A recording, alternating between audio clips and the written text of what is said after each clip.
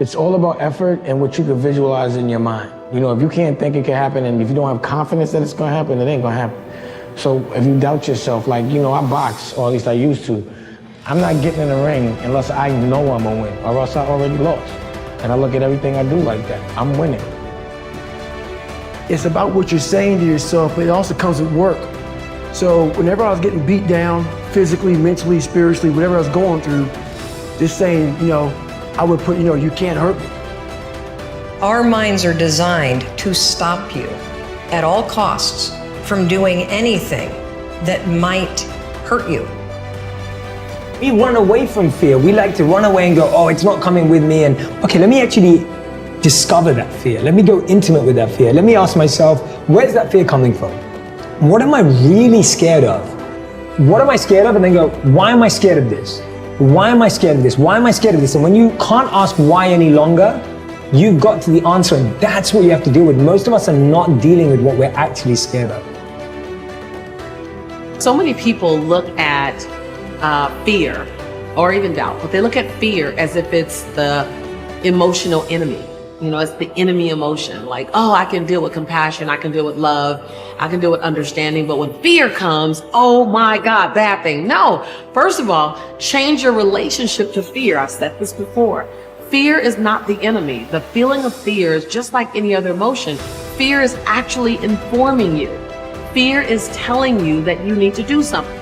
Either do more research, get some support, get some insight, study a little more, slow down. Fear is actually feeding you. So then ask yourself the question, what do I need to do, think, or go get to dissipate this fear?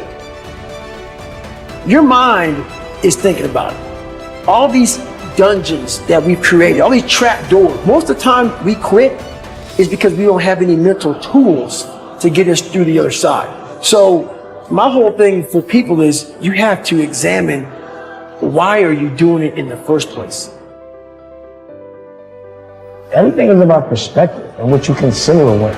You know, some people think they're winning because other people think they're winning, even though they don't feel good about what they're doing. They're like, oh, you think I'm winning, so that must mean I'm winning. But I feel like that's not winning. You know, you have to know what makes you happy, what you consider a win. Not everybody's win is the same. Recognize that fear doesn't mean stop. People think, oh, I'm afraid, let me stop. Okay, that's a choice to stop. Fear doesn't necessarily mean stop. Fear might mean proceed with caution or proceed with more strategy. Whenever I'm feeling fear, it doesn't tell me this. I don't even think now to stop with fear. I do think to slow down, go get some help, go get some insight, voice my fear so that it's not just all in my head. So don't try to outrun fear. Don't try to outrun doubt. And definitely don't wait until doubt and fear are gone before you move. Find out what doubt and fear needs to dissipate into the nothingness that it always was. What does it need? And then understand that action brings clarity. So the more you move forward, the more action you're in, the more clarity you get, because action breeds clarity. And clarity comes with action. If success were easy, you've heard it a million times. Everybody would be successful. It requires a grit and a toughness to be successful. Making promises to yourself that you don't keep. It's saying, I'm going to do this and not doing it. Because then what happens after that is the self-talk. Self-talk that you create by not upholding the obligations that you make to yourself is ultimately the most destructive thing that you could ever do to yourself. How do you stop making excuses? This is actually pretty simple. I said it the other day, and you have to realize, you have to know, you have to accept that all your excuses are lies. They are lies, all of them. Think about the things that you tell yourself, the lies you use to rationalize taking the easy road. Taking the easy road and leaving discipline behind. Some decisions are major decisions. And also there are a lot of small decisions that we don't make, that they tax our minds, they drain our energy. They create a lot of anxiety and nervousness and mental torment because we don't take care of it. We decide not to decide, which is a decision. Deciding to decide, to act, is a major, major challenge for all of us at different points in different areas of our lives. And there are things that happen to us along the way, experiences that we have that prevent us from working through the mental block of acting, of doing those things that we know we ought to do. So when you start thinking, hey, I should do this, go do it. Okay? Because the self-talk that naturally rebounds from not doing those things that you tell yourself you're going to do is what literally destroys your self-esteem and your self-confidence, which is why most people have none.